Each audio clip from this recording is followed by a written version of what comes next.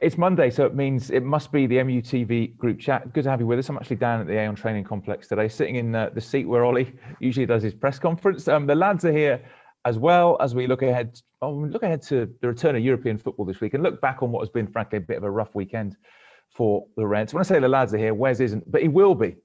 He will be. He's busy at the moment. But Maisie's here, Ben is here, and Danny. Morning, boys. You okay? Morning. Oh, shit. Mate. Everything okay? It wasn't great, was it? You had a bit of a poor weekend?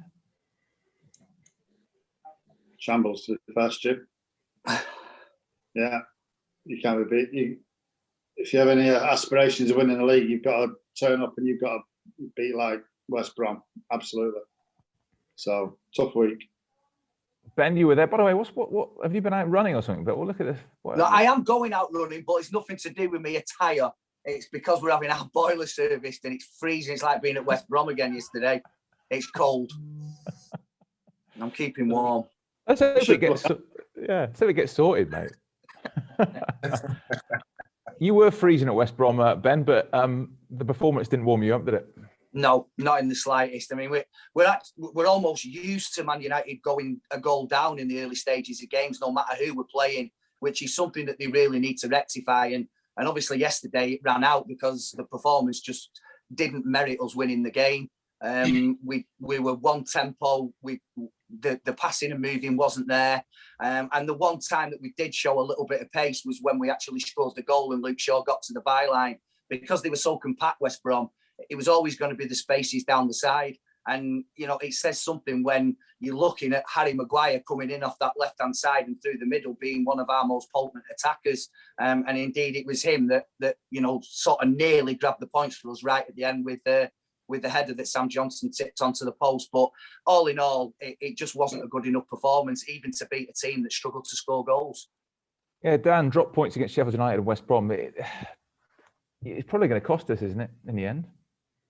I think so. 5 points, you know, in games where we should have taken them. In fact, both teams were waiting us to be beaten. You know, Sheffield United were waiting to be beaten, and obviously West Brom again yesterday. And I was enthusiastic before the game, really optimistic. I thought, and I think everybody was. You know, Robbo's thought it'd be 4-1. Wes said it would be 3-0. I went topped it and went 5-0, didn't I? And what an idiot I looked. You looked an idiot after 2 minutes, and after 1 minute 20 seconds, you looked an idiot. Yeah, it just killed my flow. It really killed my flow. But yeah, you expect more. You expect more. Disappointing performance. You know, we had the team on the pitch that you'd expect to deliver. It wasn't like we were missing players or anything like that. So there's no excuses. We should have been better. Absolutely. Well, let's get the views now of quite simply one of our greatest ever players who's joining us, who joined us for the first lockdown edition of this show back in the sunny days of sort of spring and summer. The great Paul Scholes is with us. How you doing, mate? It's great to see you. Oh, Stuart. All right, lads, you okay? Morning, Scholesy. Morning. Mate, let's get your view of yesterday. What do you make of it, Scholesy? Just what the lads said, really. I think it was, again, you go into where you're expected to win, of course you are. But Sam Allardyce's teams, we always know they're going to make it very difficult for you. And after 1 minute, 20 seconds, was it? You knew it was going to be a tough day. Look, I thought second half especially, we had the chances to probably win the game. I know they broke away, had a couple of little bit of a few half chances, if you like. But I thought overall we did enough to win the game. It just started a little bit too late for me. The urgency wasn't there in the first half when it needs to be. And that could have been a hangover from midweek as well with playing extra time. You just get the feeling we're going to get to the end of the season and it's going to be one of we could have done better. Look back, how good it could have been. We dropped so many stupid points, really. You think that yesterday, you think of the Sheffield United game, Crystal Palace at home. So many silly points, and look, it could have been a lot better than it could be. Look, it could still be a good season. We look like we've got a great chance of finishing second, possibly. I think the title's probably a little bit too far out of reach at the minute with the way City are going. Yeah, City are 7 clear with a game in hand. We're playing them obviously in a couple of weeks, but can you see them dropping enough points realistically for us to be up there with them? Well, the way they're going, you just can't see them dropping points. But then again, you go back to December time, and I looked at Liverpool. I actually did a Liverpool Wolves game, and Liverpool, I think they won the game 4-0. And I thought they were going to run away with the league and win it by 10, 15 points. And you just couldn't foresee what happened to them. Can that happen to City? I don't know. They just look so good at the minute. They're the one team who's got that consistency. If we can beat them in a couple of weeks, whatever it is, we get back down to 7 points possibly. And who knows? But you have to say City look really strong. It's going to be difficult. Bruno again doing the business for United. Another terrific goal, Scholes, isn't it? Yeah, great goal, and his record sensational, really. And he was actually a really bad game yesterday. He was giving the ball away an awful lot, which, you know what, it does in games anyway. But he plays with that risk element, which, as a United midfield player, you should always have. But he's capable of creating goals and creating special moments in games. And yesterday was no different. I spoke to you about him on, I think it was Boxing Day at Leicester. Yeah. And you said, "Oh, he's better than me." Was that tongue in cheek? No, he's different to me. I played in that position for a while, but I was never as creative or scored as many goals as he has in that position. Obviously, I played a little bit in a deeper role than he has, but you have to look at his numbers and what he's doing is sensational. We just need to get a team round him that go on and can push on to win the league. Yeah, amazing. It's 38 Premier League appearances, and he's had 38 so-called goal involvements, i.e. 22 goals and 16 assists. I mean, that is in a year. That is extraordinary, isn't it? It's phenomenal, Stuart. It is. But when I look at that and I look at the team, we have other players capable of doing that. And Bruno's turning up week in, week out. All right, as Scholes has touched on it. Maybe he doesn't have the best games all the time, but he's influential in games. He'll do something, he'll create something. And I look at other players in the team who you're relying on, who don't do it. And sometimes when you look at the team, sometimes I look at it and I think, do you know what? Even if you show that you're willing, you're trying to run that extra yard, to sprint that extra sprint, show the fans, show everybody that you're willing and trying. But some of the body language of some of the players baffles me. And they're the players that we're relying on, our so-called superstars. And again, yesterday didn't turn up. And you can't just keep relying on Bruno all the time to do what he's doing. But having said that, he has been exceptional. He has bailed us out so many times. Are we over-reliant on him, lads? What do you think, Scholesy? No, I don't think so. That's his role in the team. You have to remember, United have paid a lot of money for this type of player. He's a player whose job it is to create goals and score goals. Now he's doing that, and he's doing it brilliantly and better than we would have ever imagined. Now, as Maisie said, other players need to step up now. Your Marshalls, your Rashfords. We know the quality these people have. Your Greenwoods, obviously Cavani as well. These have got to really step up and contribute. If you're going to win leagues, I think you need a couple of forward players who are going to get you maybe 60, 70 goals. Have we got that at the minute? I'm not sure we have. Martial has obviously had a big dip in confidence. I like him. He's got great quality, great pace. You'd hate to play against him, but his confidence has gone a little bit. I think he's trying his best. His demeanour doesn't always suggest that, but I think he's trying his best. He's just having a really rough patch at this time. Rashford the same. I think he's having a little bit of a dip in form. And Greenwood from the bench yesterday. I think Greenwood has to start. I know there's been a lot made of him getting back to what he should be over the last couple of games. But the only reason for that is because he's actually playing games every week. He needs to play games, and we'll see the quality he has. Dan, would you go with Mason starting? Because he does make an impact when he comes on, doesn't he? Yeah, I would. I think after we came back from the first lockdown, Mason was in the team week in, week out, and he was producing, but important goals, both feet. We all know about his quality, but yeah, I think you need a rhythm when you're a forward player like Mason. You want to get into a rhythm. You want to score goals. He's done it all the way through, and it's hard when you're coming off the bench to always make that impact. Which is why Ollie's mentality was quite special, because he would always come off the bench, make an impact, and then be willing to sort of go on the bench and do the same thing. when he was playing. But I think for people like Mason, especially as he's growing and he's developing, he'll want to be playing and getting that rhythm of scoring goals. Wes used to sometimes arrive late into tackles. He's arrived late into this programme, but he is here. How are you, mate? What did you make of yesterday? We're just rounding up yesterday. What did you make of it? Yeah, just a bit disappointing, really. The opportunities were there for us to step up, get another 3 points, keep the pressure on against a team that's, not doing too well. They've got better, I think, under Sam, but it was an opportunity to get another 3 points, and we just didn't quite perform good enough. And I think that's been the situation with a lot of games this season, where the consistency is not there. Yeah, 1 win in 5 it is now, probably just at the wrong time. Do you think this could be the time we end up looking back at the end of the season saying this is when our real chance might have just slipped away? Yeah, maybe. I think it's just the teams that, are at the bottom, in the bottom half, really, that we should be beating. Especially with some of the performances we have done this year.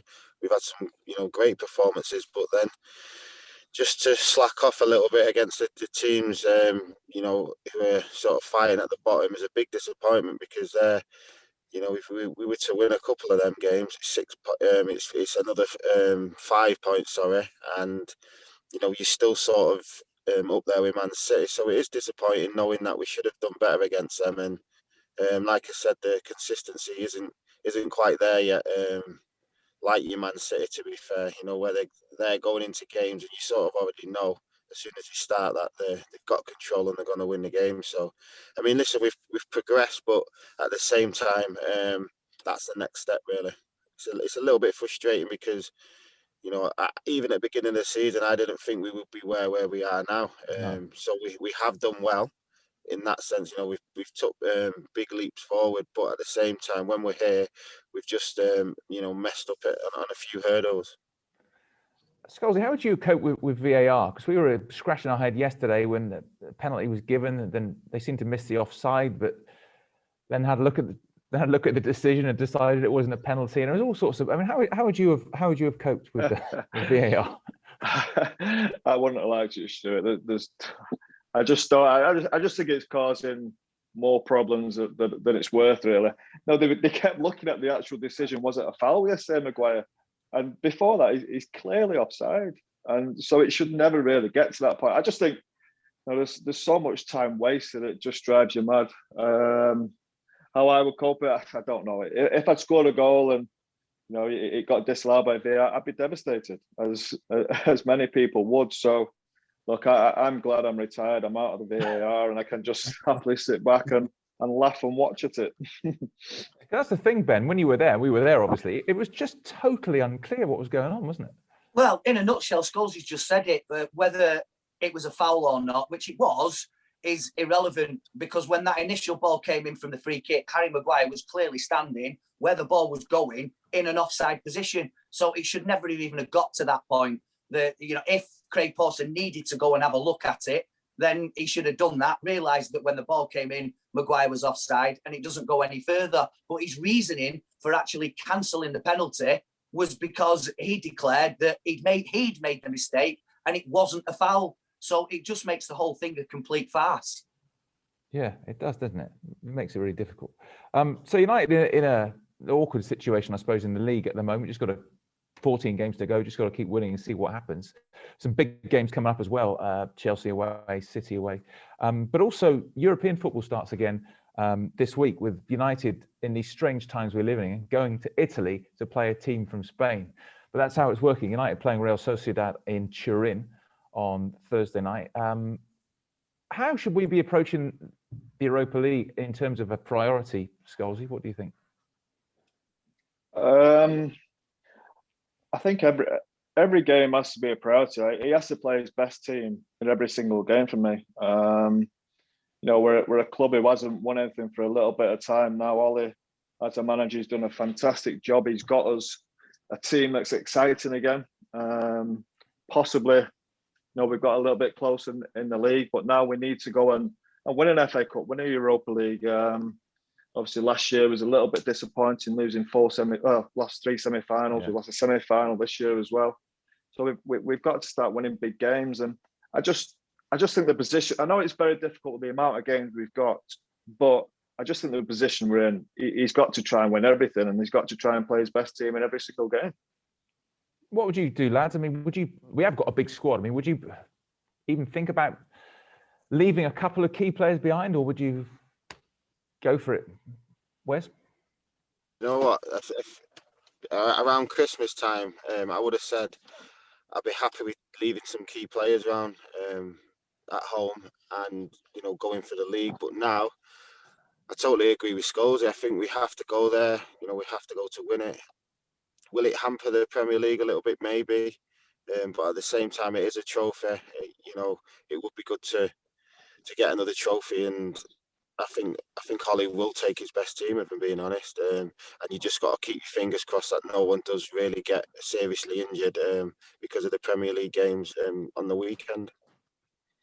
Scholes, Adnan Januzaj in the Real Sociedad squad is doing well for them. And you were obviously, he was just coming through the ranks when you were just coming towards the end, I suppose. But do you remember him? Because he was a really bright talent, wasn't he, as a kid? Yeah, really talented kid. Actually, when I retired the first time, I was coaching him with Warren Joyce actually for 6 months, and yeah, the talent no doubt was there. Still there, he's doing really well at Solskjaer. I think it's been a good change for him. He showed glimpses when he came into United's first team that he had the ability that we all knew he had. For some reason, it just didn't work out, and he's had to go elsewhere. But no, he's a really talented player. Somebody, we're really going to have to watch on Thursday, along with David Silva, obviously from Manchester City. But Adnan's got great ability. He can go past people. He's got a lovely left foot. He can score goals, create goals. So yeah, we'll have to be careful with him. I'm glad he's done well, because he's a good lad. He tries his best all the time. Great attitude, and look, I hope he does well at Sociedad, but not too well this Thursday. No, Januzaj and David Silva, obviously a Manchester City legend, is involved as well. So Scholes, it's probably actually one of the hardest draws in the last 32 that you probably could have got, isn't it? Yeah. I think it's the toughest one, yeah. We don't see too much of Spanish football these days, but I know they had a great start to the season. They was top of the league for some time. I think the form has dropped off a little bit. But in this competition, I expect United to be able to beat any of them. We're going back to before to the question about what does Ollie do with his team. And in this game, I don't think he can afford to rest players. I think we've got 12 or 13 players who are really good enough to go on and win a trophy. I think if you're looking 14, 15, 16 players, I'm not sure the quality is there in depth. So look, play your best players, try and win the game and get through, and see what happens later on. Lads, is that trophy thing the thing that we really do need? Because we keep on getting so deep into these competitions and just missing out at the end. I mean, Danny, is the trophy the next obvious step? I think so, mate. I think you need to get into winning habits, have that feeling of winning trophies, semi-finals, and get past the block of obviously not getting into finals for starters. So yeah, there's a group of players here who haven't won together, and to have that feeling of realization that you can win as a group can only make us progress even further and sort of look at mounting a title challenge next season. What about the Thursday night thing? Whatever, Wednesday, Saturday, Thursday, Sunday, don't seem to make any difference. But for whatever reason, I don't know whether it's psychological or not, Thursday and to Sunday seems to be a problem for teams. Ben, does it concern you as we go back into that sort of Thursday, Sunday run of games? I don't see how it can this season, Stuart, to be perfectly honest. I think that it's been an unprecedented season with the number of games coming thick and fast that you sort of lose track what day that you're playing on anyway. You just know that as long as you get the sufficient amount of rest that a team needs, especially after they've been travelling, I don't really think that it matters this season. It shouldn't really matter any season, as long as you get, like I said, the required amount of rest in between games. It's not ideal, but the lads are so used to playing on different days of the week and at different times that it shouldn't matter. I suppose Scholes' home advantage is just gone, isn't it? I mean, literally, it's gone for Real Sociedad, who are playing in a different country. Yeah, it all seems a little bit farcical, this European competition this year, even Champions League as well. They talk about playing games in Athens, and they're going all over the world. you know, it's good you've got the competition going on. I just wonder, was it really worth it this year? Maybe it was worth just scrapping it and, you know, concentrate on in the league and domestic competition, because we've got enough games anyway. But look, we're happy to see it on. But is it? Can you take real credit from winning this trophy? It seems really strange this year, but no, everything's weird this year. You've got to cope with this type of thing. It's going to be worse for Solskjaer, of course. It is. They'd obviously like to play at home. We're lucky we can play our game at home, I think. But going to Turin's great stadium, great football pitch. So, look, I expect United to go through. I expect them to win the competition as you would do, but it's not going to be easy. What goes through your mind when you hear United playing in Turin, Scholesy? Roy Keane. Or was you thinking about my second yellow card? My yellow card to miss. Yeah. No, I'm just thinking about Roy Keane's goal and coming back from 2-0 down. Obviously, great time. A different stadium now, of course. But no, it was a great night. Obviously, a little bit disappointed for obvious reasons. But no, we've got great memories of Turin. Hey, Roy's on Instagram now, Scholesy, you know. I believe so, yeah. Is that true, lads? Yeah. I don't know. No idea. I believe so. I haven't looked him up yet, so I don't know. Who knows? So what's going to happen? Let's get some predictions for Thursday night. Obviously, it's the first leg away from home, lads. What do you think is going to happen in I was going to say in Spain, but you know, in Italy? Ben? Well, United always seem to perform better away from home. I just think, and I agree with what Scholesy said, that they're a very good team, Sociedad, and I don't think that we can go there with anything but our strongest 11 to start that game and hope that we can get a result, and a decent enough result, so that he might be able to rest a couple of players in the second leg. I doubt that's going to happen. I think it's going to be a really, really tough game. But as I said, United always seems to perform better away from home on the counter attack, but they will have to utilise the pace a lot better than they did yesterday. I still don't know what the answer was to that, mate. What's going to happen? But, well, how do I know what's going to happen? You know what I mean? If I knew that, I'd go and put some money on it, wouldn't I? Oh, no. No, you certainly wouldn't do that.